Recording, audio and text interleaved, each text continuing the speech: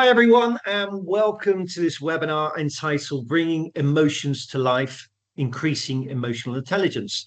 My name is Peter Banks, and I am the founder and CEO of the HR Director. We are a strategic resource for HR and people leaders in digital, print, person, and online. Delighted today to partner with MHS, a leading developer of innovative assessments and solutions with tools for measuring and developing the potential of people. Really pleased to introduce our speaker today, which is Sue Langley, who is the CEO at our partner today, Langley Group. Sue, to start off, could you tell us a little bit more about you, your role in your organization, please? Of course. Hi, everybody. It is great to see everybody on, and I can see some familiar names, which is always gorgeous. My name is Sue Langley. I am the CEO and founder of the Langley Group, and I am dialing in from the beautiful lands of the Iraqi people of the Bundjalung Nation here in Byron Bay in Australia. And I've been in the emotional intelligence space for the last 20 plus years, and I love the science of emotions. I think it's fascinating, and the more we understand it, the better we can apply things to our lives. Lovely. Thanks, Sue. So Sue just told me that she's just come, from the beach. She's in the lovely 25 degrees, I think, and I'm in the winter in the UK. So lovely. So anyway, brief intro to the webinar. Listen, while many researchers and practitioners understand positive psychology concepts, often the deeper knowledge of the science of emotions has not been explored in conjunction with the ability to bring them to life through tangible means and a link to workplace well-being and psychosocial safety. This webinar will focus on power of emotions used intelligently and bring them to life. Brief housekeeping, 1 hour for the session. We'll be running a number of polls, so please take part. So they're just a way of you kind of engaging and interacting. There's a third-party software called Chatbox. It will pop up on the right-hand side for you. We'll add a link to the polls. You click on them, go through, and then you can just pop your name in. Only need to do it once, and then you can take part. We'll feedback the results as we go. Questions. Use this webinar to get as much out of it as you can. So Q&A panel on the side, ask those questions, and we'll try to get through as many as we can. That's as we go. We will come back to you at the end afterwards if we haven't got to your questions. So please do pop those questions in. Right, that's it. So let's get underway. So Sue, let's make a start. Now, I know, in the next hour, we're going to be talking a lot about emotions. So, can you share with us all more of an understanding of the range of emotions and how, I guess, the energy of our emotions impacts on cognitive function? Great question. I think it's interesting for me. I always think of emotions as data, they're information, and they're trying to tell us something. So if you think about purely what emotions are, just like financial data on a spreadsheet, if your financial data is inaccurate, you will make poor choices about what to do with your money. You just mentioned you were going on holiday. If you think you've got $20,000 and you book your holiday accordingly, but you realize you've got a zero missing and you've only got 2,000, you're going to be in trouble when it comes to paying the bill. It's a bit like that with emotions. Emotions are data, they're information, they're trying to tell us something. The better we get at paying attention, perceiving those emotions, connecting them with our cognitive processes, understanding where they're coming from and managing them, the better choices that we can make. Lovely. Okay. I can go on more if you like. no, a little bit more would be good. Yeah, absolutely. Well, when you think about the energy, I often talk about positive, neutral, negative emotions. And it's really important to remember that emotions are data, as I said, information that try to tell us something. So they're not good or bad, but they're often classified as positive, neutral, or negative. But they also have energy. So some emotions have high energy, things like ecstasy, rage, fury. You can't sustain those for long because they're high energy. It will have a damaging effect on us physiologically. Lower energy emotions such as grief, feeling depressed, feeling sad, lethargic, bored, but even then we've got positive low energy emotions, calm, serene. You can stay in those much longer because they don't burn out the energy. And really everything in between. And often people are very basic with their emotional language. It's like if you're average, it's happy, sad, and angry. If you're less than average, it's probably good, not bad, thanks, or okay.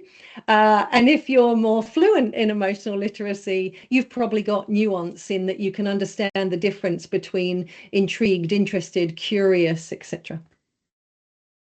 So yeah, these kind of subtle nuances that most of us wouldn't even think about. You're kind of spotting, right? Okay, let's kick off with a little poll, shall we, just to start off. So let's see if we can get you all involved here. So this will pop up on your screen. You can click on it. So really, here we're looking for your choice here. So which emotions are considered the primary emotion? So the primary is a key word here. So just pick A, B, or C, or D here, which one you think are the set of prime emotions there. So I'll quickly read them out. So happy, sad, anger, anxiety, surprise, kindness, or B, happy, sad, fear, surprise, love, and anger, or C, happy, sad, fear, anger, surprise, disgust, or D, happy, sad, fear, anger, disgust, anxiety. So if everyone can vote now, and we'll feed those back in just while we're waiting for that to come in, Sue. So, yeah, I guess you're saying some emotions considered primary, others secondary. So, what are the key criteria of a primary emotion? Yeah, it's interesting. I love seeing what's come through. And Marie, good on you. Marie, you should know this. So I'm really chuffed. It's interesting when we think about what primary emotions are. If you've watched Inside Out or Inside Out 2, you might have some ideas. But primary emotions, what's really important is why they're called primary emotions. Thanks, Marie, and you got the answer right. Primary emotions are primary because they have survival value. So basically any of those primary emotions that is in the correct answer have, I won't say what it is yet, have survival value, but they're universal across cultures.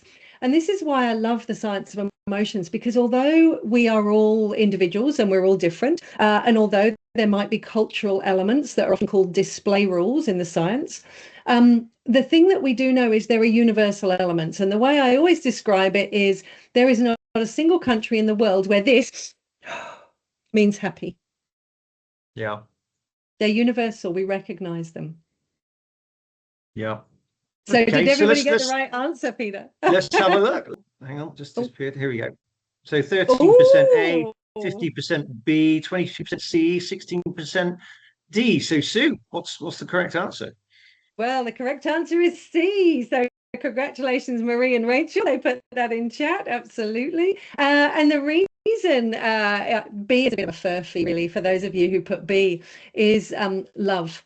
Love is an interesting one because love is hard to call a primary emotion because it is so nuanced. It is hard for universally to recognize love in somebody because we experience it in many different ways. And if you think about this, and I hope it makes sense, please feel free to type in chat and share with me your thoughts on this.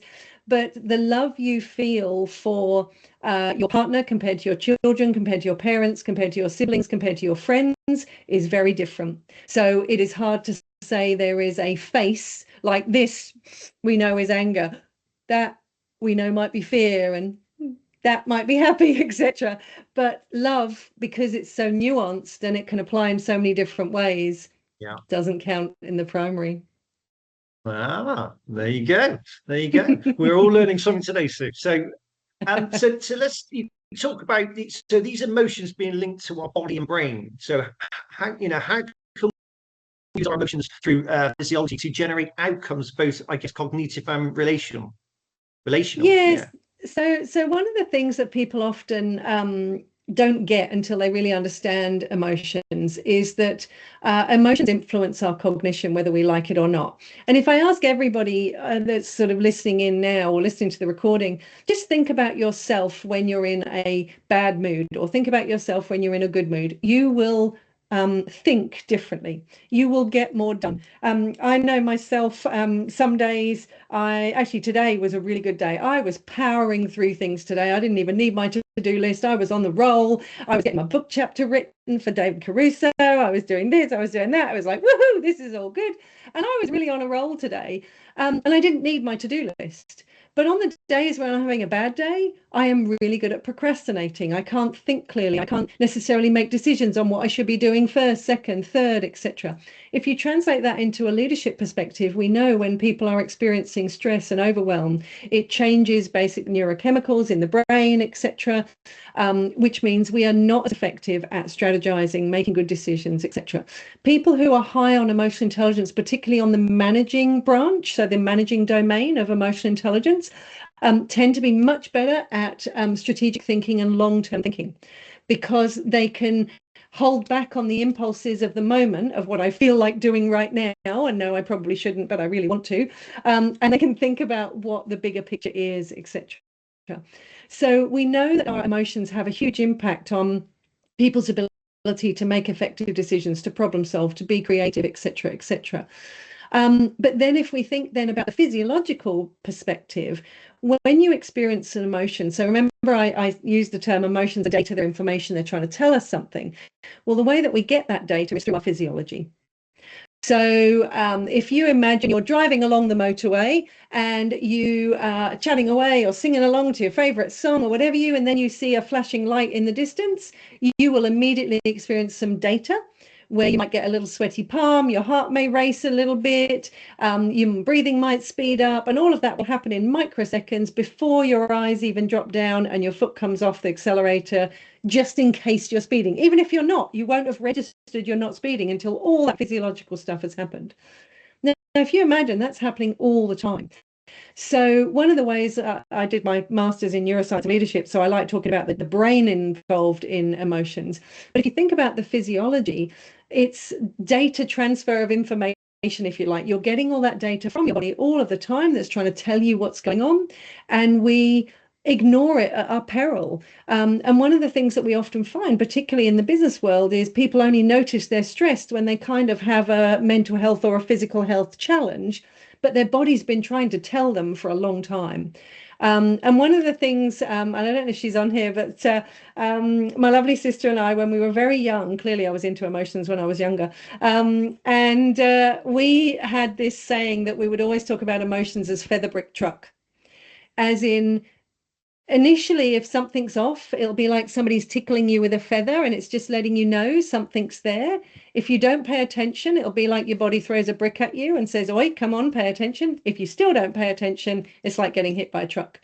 And that's the thing with emotional intelligence. If we can use our emotions intelligently, we notice it at the tickle so that we can do something about it. We don't wait until we get hit by the proverbial truck.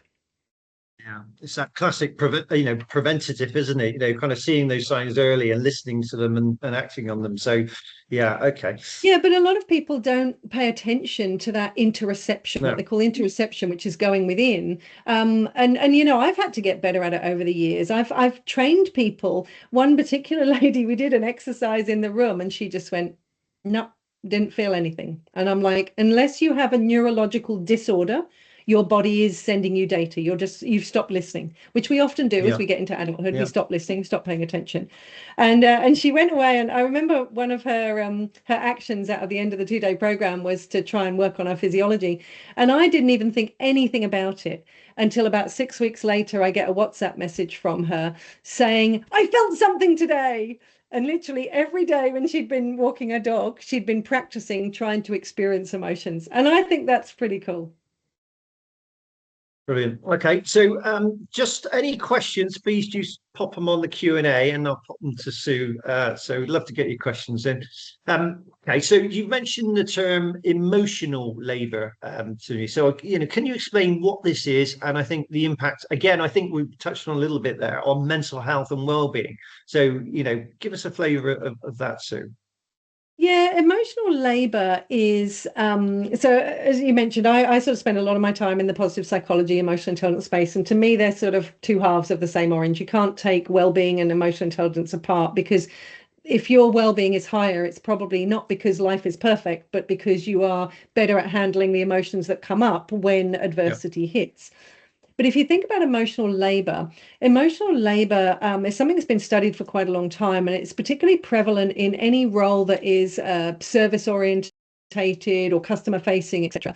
And emotional labor is when I have to pretend that all is well when it's not. And obviously, if you're customer facing and you're having a bad day, if you're showing your customer you're having a bad day, I don't know, you're on reception at a hotel or something, and you have to go, "Hi, how are you today? Oh, lovely." Yeah. And you are really not feeling it. It has an impact on us, and it has a much stronger impact. So one of the things that people often think about is, well, if you're miserable, then just be miserable. But that's not the answer. The answer is, how do you genuinely put yourself in a space where you feel more positive so you don't have to labor at it, if you like? And that's not always easy, but if you've got tools in your toolkit, you should be able to, or you could be able to find a way to put yourself in a space where you can genuinely be positive. And I'll give you an example, actually, and it's something that happened to me quite a few years ago, and I was telling somebody about it recently, so it's sort of fresh in my mind. But when I first started as a facilitator, I was due to be doing a program in the city in Sydney, and I was living North Shore, so I was, I don't know, 20 minutes away on the bus. And I was walking up to the bus stop, and just as I was sort of waiting to cross the road at a bus to go to my bus stop, elderly lady was hit by a bus. And that, of course, understandably caused delays. She was, unfortunately, didn't survive, and it caused delays. Very unfortunate for her, not the delay for me. That's, you know, her situation was far better than mine. But obviously, once things had then been sort of sorted, I still had time to get to my keynote that I was delivering, or my session, because I allowed lots of extra time. But I was having some data. I was experiencing an emotion, obviously, because I'd witnessed, and the bloodstain was still on the road, etc., etc. So I had to make a call, and this is where the model of emotional intelligence, I think, is really useful: perceiving, connecting, understanding, and managing emotions. So perceiving emotions, I was absolutely able to perceive through my physiology, through the data, how I was experiencing.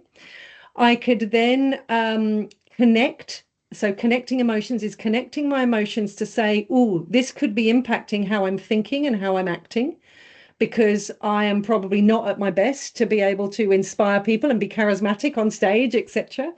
Understanding emotions, what are the causes? Well, I just understood an element of mortality, and I'd seen something that wasn't particularly pleasant. So what do? Manage emotions. Do I ignore it, try and suppress it, get up on stage and then allow it to impact me? Or do I manage my emotions and imagine myself going, okay, it is not serving me to do my keynote in this state. I need to get myself in the right space to deliver my keynote so nobody needs to know, and I can do what I need to do. And I imagined myself putting it in a little box, leaving it by the door. And guess what? When I came out of the room, I picked up that little box again and then dealt with the emotions that I was experiencing.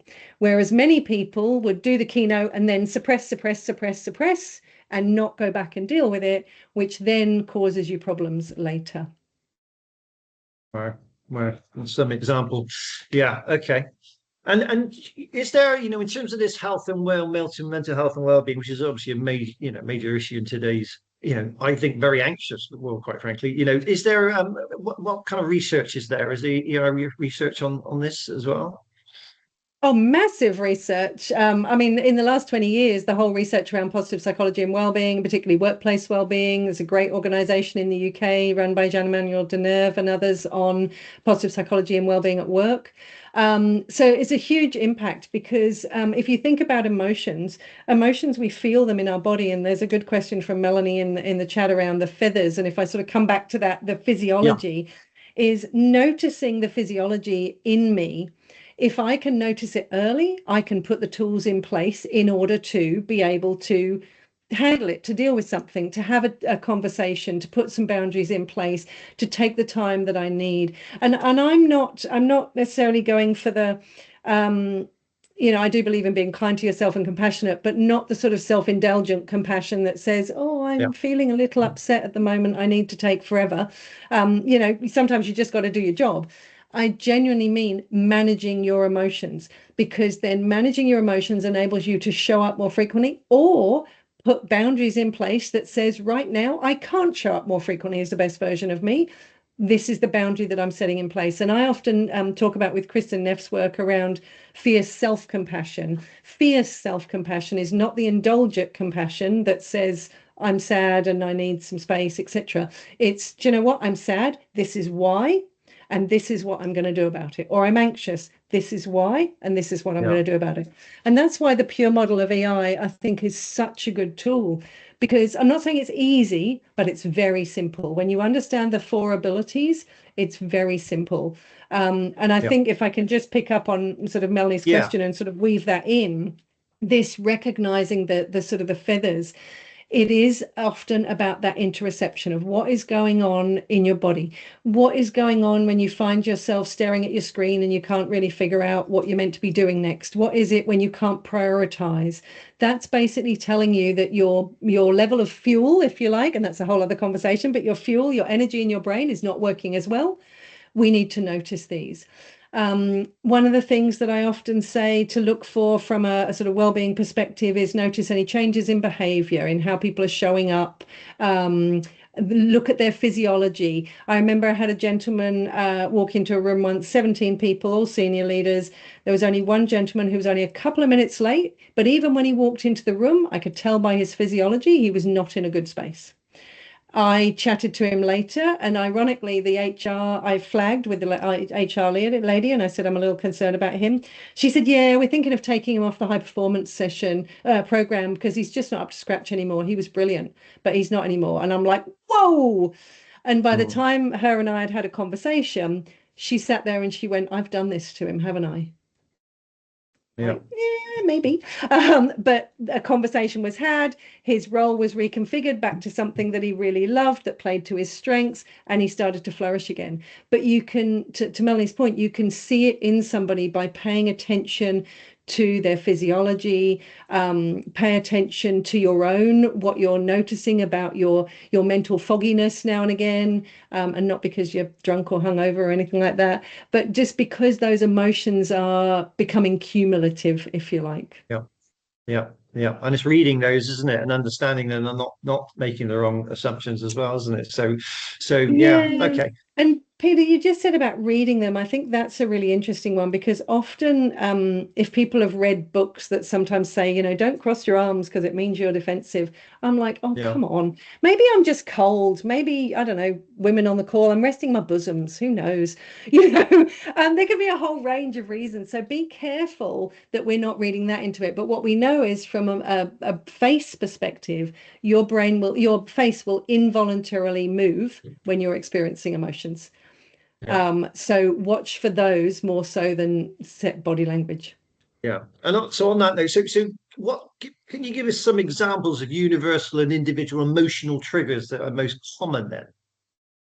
Yeah, look, I think that's a good one, and I'd love if people can answer this in the chat. And I noticed there's a couple of things sort of coming in, but one of the things that I really love is the third domain, if you like. So we've got perceiving, connecting, understanding, and managing emotions.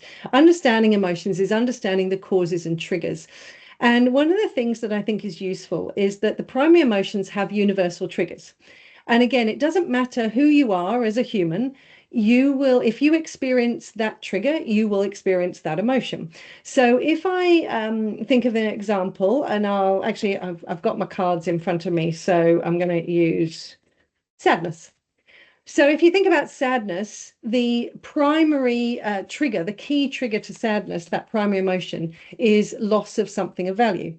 And what's really important is if I see anybody experiencing sadness, I now automatically know they've lost something of value. Now, whether I agree with it or not is irrelevant. Maybe they've lost their favorite pen and I'm like, oh, get another one. Here's a pen, have one. But that's not the point. If they feel sad, there is a loss of something of value.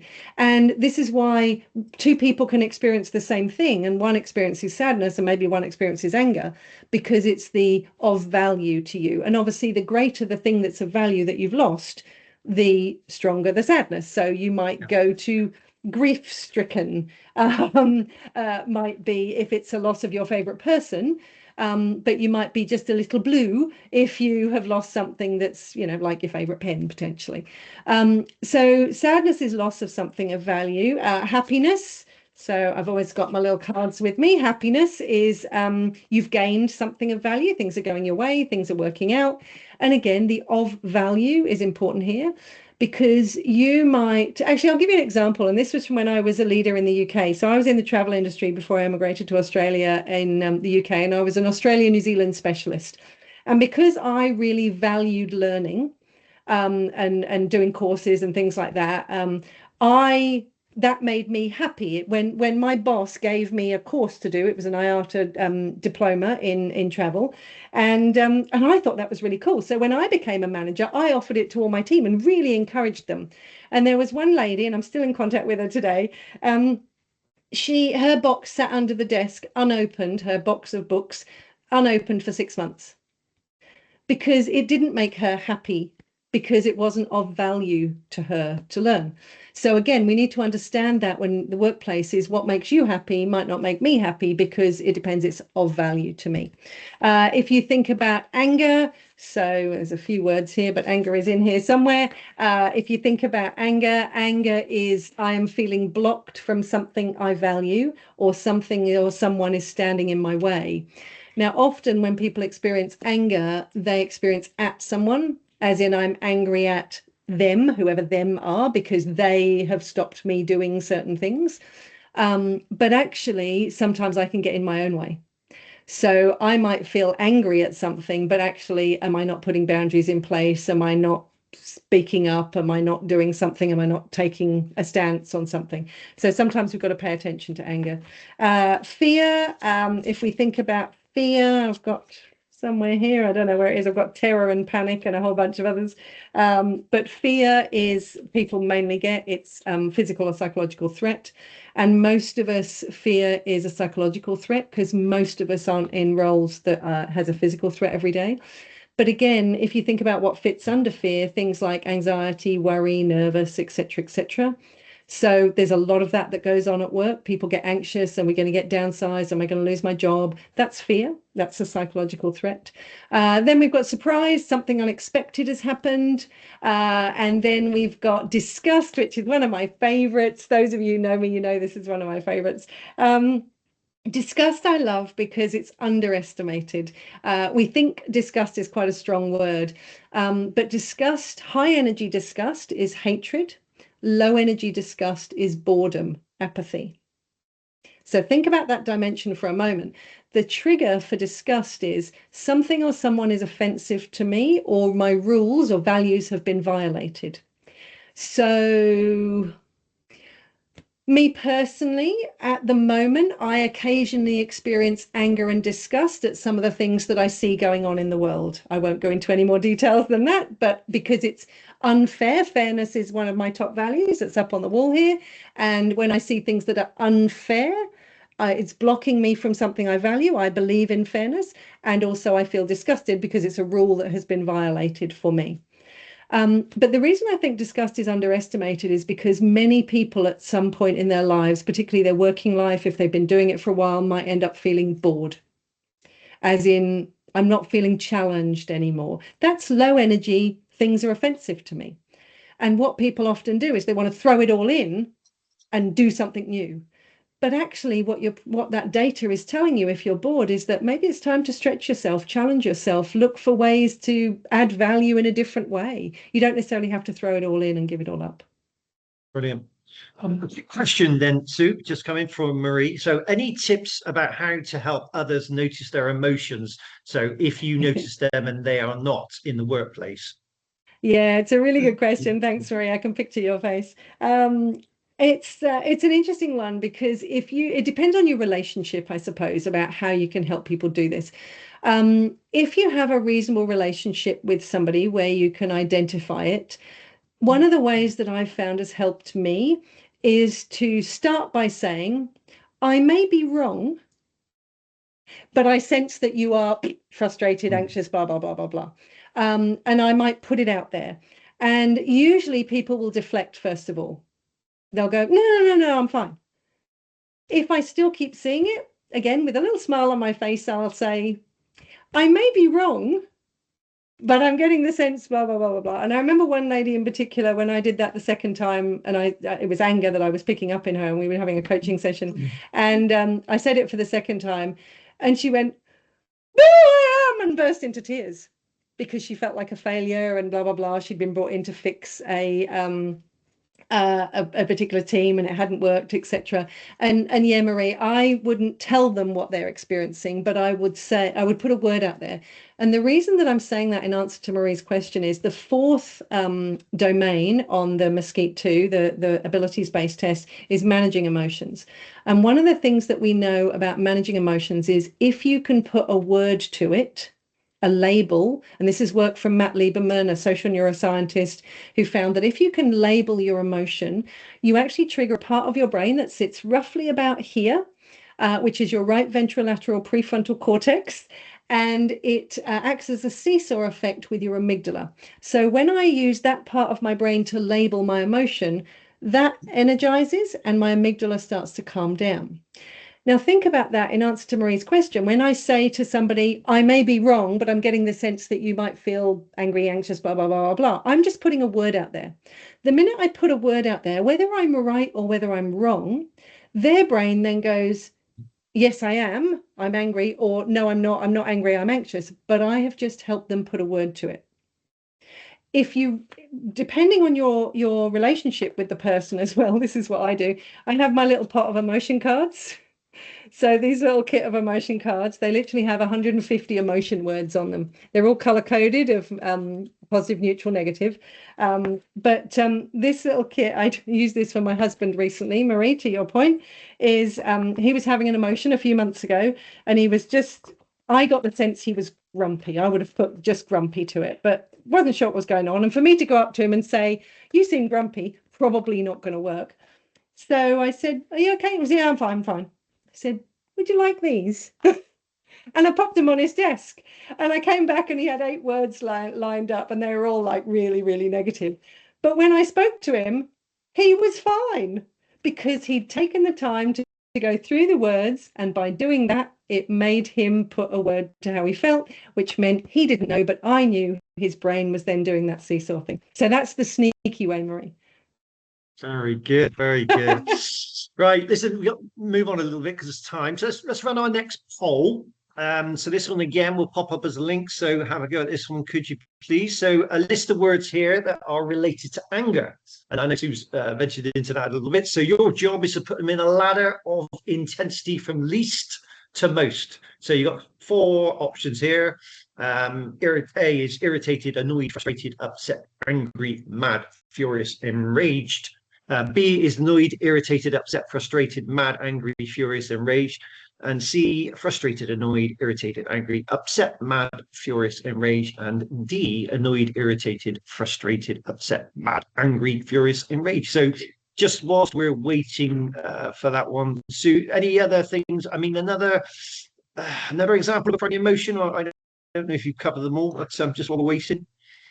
Yeah, look, I've covered the primary emotions. There are 6. There's one that sort of people often think of as just contempt, which is actually a combination of disgust and anger. And contempt is really interesting because it has a superiority, inferiority element to it. As in, if somebody does a contempt smile, it means I've won, I'm better than you, etc. Contempt is you are less than me in some way. It's actually one of the most damaging emotions. Contempt and disgust is 2 of the most damaging emotions in relationships. Richard, I love your comment in chat around emotional challenges. What now what? Yeah, absolutely. I use the 4 abilities. What are you feeling right now? How is it impacting your thinking? What's causing it? And now what are you going to do? So it's similar sort of thing. But yeah, I'm intrigued to see what people do. And I will say, I know there's a couple of people on here who've done the Mesquite accreditation with me. I'm expecting them to get this right. Right, let's have a look. Okay. The flash of 40. Right, okay, so very A, good. 40%, 20% B, C, 23, 17. So Sue, go on, feedback on that one. Yep. The A's have it: irritated, annoyed, frustrated, upset, angry, mad, furious, and enraged. And these little cards, I use these when I'm doing face-to-face session, and I absolutely love it because you can have a really great conversation of literally giving them to people randomized and asking them to put them in order and to have a discussion around why they think it. And usually what happens, people get the top ones pretty quickly quickly and easily, they'll get the bottom ones, but it's sometimes the ones in the middle, they're a little bit more confusing. But what I always do then is to help people really understand the progression, because the reason I've asked that question is because think about why it's important. Let's imagine that I'm really good at perceiving emotions in myself, and I notice that I'm on the anger spectrum. So think of it as a pathway with different steps, different steps going along. Is if something happens that triggers anger, so something is getting in my way, etc., I will be on the anger pathway. But how far I get down it may depend on my ability to perceive emotions. Because if I notice it when I'm frustrated, I can do something about it much more easily than if I only notice it when I'm mad. And this is what we often talk about with the sort of progression and following the emotional breadcrumbs, is if you don't notice it until you're an 8 out of 10 on the anger scale, it will be the equivalent of the straw that broke the camel's back, as in you will lose it potentially at work and you'll say or do something, you drop your favorite pen again and we're like, and we have a moment. But if you've noticed it when you're a 3 out of 10, far easier to deal with your emotions then than when you're at an 8 out of 10. Brilliant. Okay. Another quick question has come in from Melanie here. So if all emotions are data, back to one of your earlier points, what is the value of labeling them negative or positive? Yeah, it's a really good question, Melanie, because some people have suggested you use them as constructive and destructive, but that gets confusing as well. So I think what's really important is to remember, even though they're classified as positive, neutral, negative in the literature, that does not mean good or bad. So happy is classified as a positive emotion. Anger is classified as a negative emotion. Surprise will be classified as a neutral emotion because it could go either way. None of them are good or bad. It's only what I do with it that's good or bad. So if I am really, really happy and I don't know why it's just come to my, there's a Swahili word called mvuki mvuki, which means to fling your clothes off with abandon. I don't know why, I just love language. So let's imagine I'm feeling gloriously happy and I fling my clothes off with abandon, but I'm in the middle of a conference center. That would not be good. But happy is still a positive emotion. Equally, anger, I might be angry in a meeting because of something that's happened, and anger is just data, it's information, it's trying to tell me something. But if I punch the person opposite me, that would be bad. Equally, I can deal with my anger, I can sit on my hands, I can count to 10, I can breathe, and I can think clearly of how to respond, and that can be good. I don't know if that answers Melanie's question. Okay, please. Melanie, let us know. All right, just moving on then in essence of time. So tell us more about, I guess, the progression of emotions and why is it so important and equally relevant? Well, I think it's like I just said, it's that following the emotional breadcrumbs is I want to catch myself before I'm too far down it, that it's hard for me to come back from. And as I say, unfortunately, often we've only got sort of one word, like people use I'm frustrated to cover everything from irritated to enraged. But actually, if we can understand the nuance, then we can put the label to it that can help us back it up.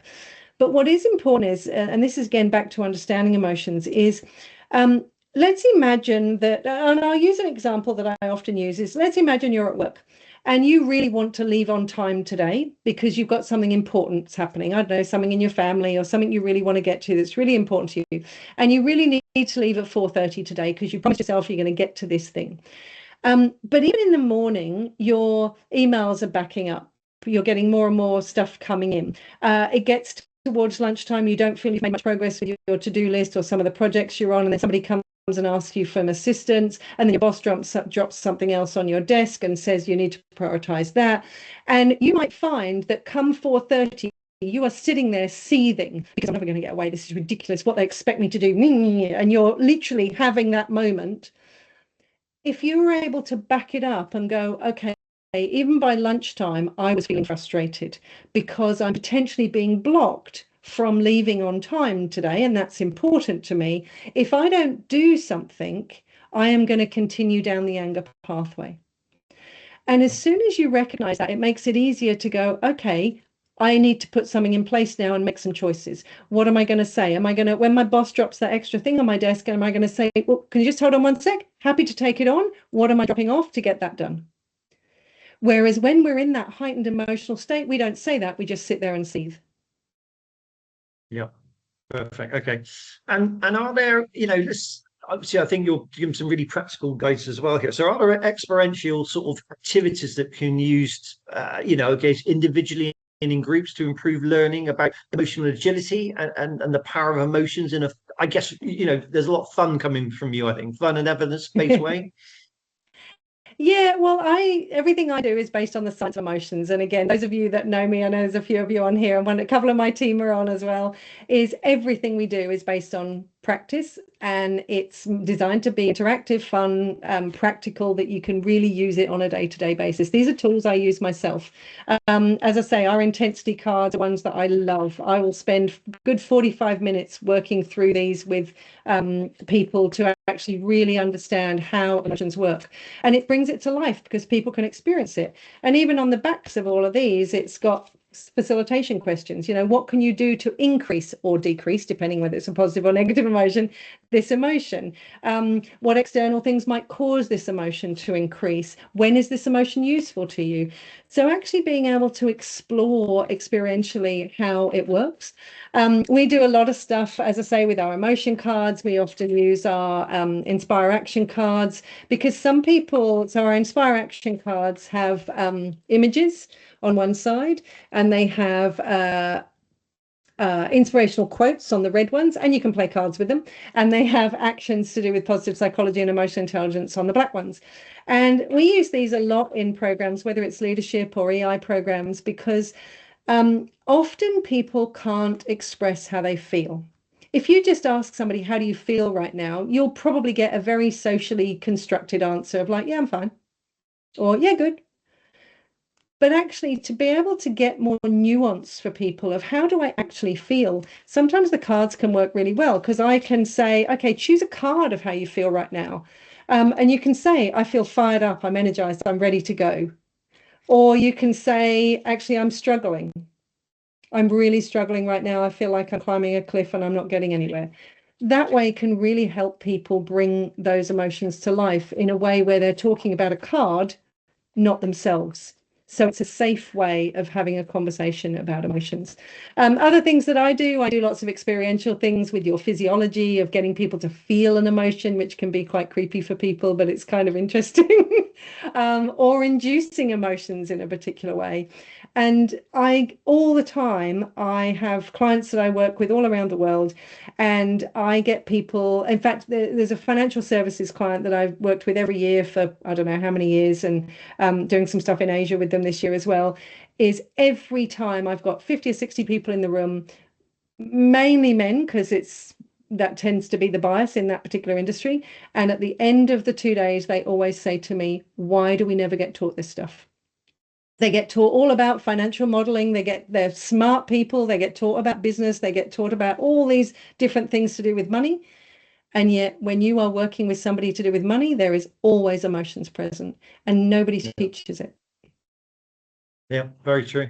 Very true. Okay, good. All right, let's run our final poll. Thanks, Sue. So this one again will appear in your chat box here. Any moment now. There you go. See if you can click on that one. So this one really is kind of just a choice, A to E, and really a statement. So higher emotional intelligence is correlated with, and then you just need to decide which is the choice here. So A, higher salaries, B, higher sales, C, improved sports performance, D, improved relationships, or E, increased well-being. So if everyone can have a little vote on that one, please. And then just while we're waiting, Sue, I'm going to go more about predictions for you on what's on top. And I guess any research to support around this poll question? Yeah, it's interesting. And I can't remember the exact number. I was just going to see if I can find it. But I'll be interested to see what people think around these. I won't give away the answer just yet. But there is so much research into emotional intelligence that I find it really quite powerful. And again, when it first came into the fore, Daniel Goleman kind of made it famous with his book, Emotional Intelligence, Why It Matters More Than IQ. But actually, ever since I started in the emotional intelligence space, I've always gone with the pure model of EI, the Mayer-Salovey-Caruso model. It was the original model, the original researchers. And when you look at the data, there is very little correlation with any of those things that you can see there, A, B, C, D, E, when it comes to self-report EI. But there is a strong correlation with ability-based EI, which is why I use the Mesquite test myself, because that will tell me what your actual EI is, not what you think your EI is. And this is where it gets important, because if you think about it, any self-report, most psychometrics we take a self-report. So think of a self-report for EI, and let's imagine it said, how good are you at reading emotions in people's faces? Please score yourself on a scale of 1 to 7. And I go, oh, I'm awesome, a 7, yay. Or, oh God, I don't know, I'm a 1. That's just my opinion. Even if it's a 360, you give me your opinion and you say, oh, Sue's 5, etc. But that's still your opinion based on our relationship and how I come across to you, etc. But the only way to actually know if I can read emotions on people's faces is to show me a face and tell me or ask me, what is that person feeling? And that's why I use the Mesquite, because if you're using anything like this for recruitment, senior leadership, if you're using it for recruitment, you want to know what someone's actual EI is, not what they think their EI is. And so for me, what's really important and why I've always used the Pure model is because it's such a simple model that it can fit under any leadership competency framework. It can fit alongside other things without taking away. It's simple to understand. And when you look at the research, the ability-based EI correlates with so many things. Even doctors' diagnosis is far better if they're high on EI. They get sued less often. If you look at sales, I'm sure we'll get the answer in a moment, but if you look at anybody in a sales or customer service role, leadership, EI is one of the key contributors more than IQ to leadership effectiveness. And yet what's interesting is we spend time on personality profiles. We probably can't, we can change IQ, but not as much as we would like to think at adulthood. But EI, you can teach this. I've been teaching it for 20 plus years. And even David Caruso, he was on my podcast recently. And back in the early days, I told him, so David Caruso is the C in the Mesquite, so the Mayer Salovey Caruso Emotional Intelligence Test. And I said to David Caruso, you can absolutely teach it. And he was adamant you couldn't. It was an ability. You either had it or you didn't. And anyway, he was on my podcast last year, and I said to him, so you know, have you shifted a little and whatever and he said, no. He said, I've completely turned around. I totally agree with you. I didn't for years. I know you're right. Yes, you can absolutely teach it. I'm like, woohoo! So you can get better at these things. Yeah, no, it's good to know. I think a lot of people think that. So I think it's really inspiring to know. Right, here we go. Answers. Very good. Quick flash. There we go. Right, D, 37%. E, 63%. So, well, I will tell you, it's actually all of them. Sorry, that was a cheeky one, isn't it? Very cheeky one. Higher sales, absolutely. There is wonderful research that found, on average, if you teach people EI, their sales increased by about 20% compared to the control group that are not taught EI. Salaries, roughly 6% extra for high EI salespeople than those that are low EI.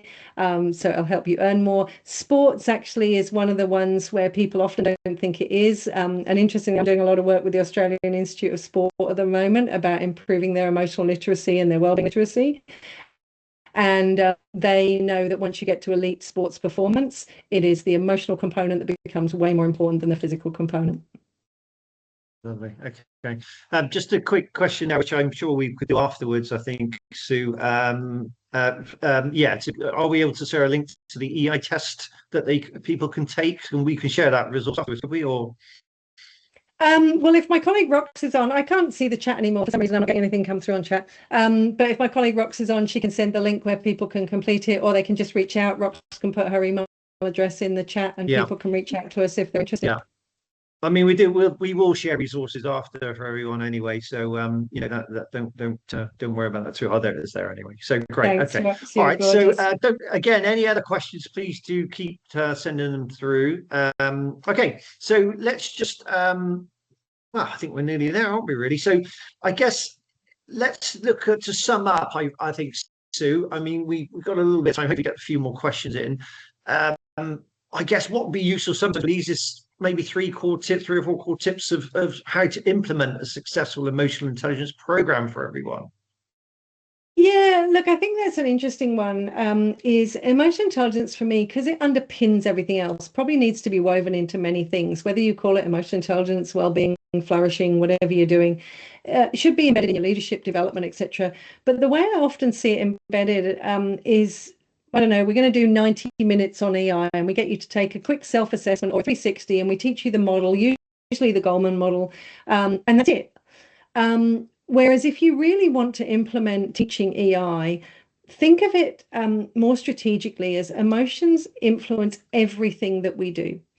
The four key abilities, and Rox has put the link in chat, but please reach out. Rox, I'm going to drop you in it. I know Rox and Loretta are both on the call. They look after all of our people with the EI stuff. So feel free to reach out to Rox. Is the four abilities is where you need to be teaching. Perceiving emotions. Can you teach people to get better at perceiving emotions in self and others? What we know is correlation-wise is if I can get better at feeling it in myself, perceiving it in myself, I get better at others. If I get better at perceiving in others, I get better at self. So it's a correlation. If we then think about the second one, connecting emotions, this is one people often sort of struggle with a little bit more, but connecting emotions, teach people how emotions work. I teach people around an energy chart that the emotional energy that you're in will influence the tasks that you need to do and how good you're going to be at them. So actually teaching people that, most people don't know about that. And I'm sure there are people on this call who are thinking, what on earth is she talking about?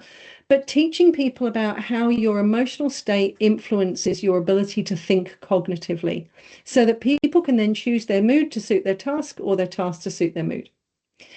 Then you've got understanding emotions. That's probably one of the easiest ones to teach people. And it's basically emotional literacy. It's about those causes, the complexity, the blends, etc. So language.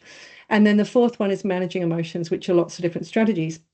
But if you want a quick win, one of the things that we know is emotional literacy or vocabulary influences 3 out of 4 of those abilities. So if I can enrich your emotional vocab, and this is why I created my emotion cards in the first place, for me, not for anybody else. I created them for me, but then we started getting asked for them, so we started selling them. But if you increase your emotional vocab, you increase your ability to both perceive emotions, understand emotions, and manage emotions. So literally, emotional vocabulary hits 3 of the 4 abilities. That's a quick win if you can expand people's emotional vocab. I have a leadership team. The CEO bought a pack of these and he has them laid out on the side in their boardroom table. And when they first come in for their meeting, they all pick a card of how they feel right now, because they know then they can talk about emotions coming in and be open about it. But he also knows as people are choosing the card that they're working on, their brain is doing that seesaw effect. Yeah. So they're calming down the negative emotions, which is pretty cool. Yeah. Another quick question has come in then from Marie. Wondering if you'll be referring to psychosocial safety in this session related to different people interpret different situations in very different ways. Yeah, it's a really good question, Marie. And I think, Peter, you and I spoke about this the other night when we caught up, is psychosocial safety is really a big thing here in Australia at the moment. Psychosocial risks and hazards, psychosocial safety, as opposed to psychological safety. They are 2 different components with very similar names, which is confusing. Yeah. But psychosocial safety is basically like physical safety, but from a psychological and social perspective.